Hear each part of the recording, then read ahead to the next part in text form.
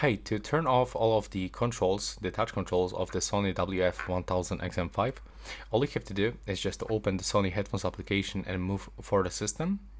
Then you will have to scroll for the change the touch sensor function.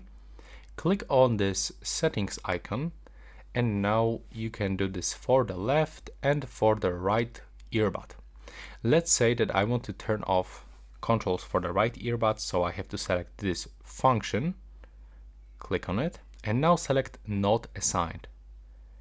Now as you can see, we don't have any touch actions assigned to the right earbud, and when I click down in the right bottom corner, it will be finished.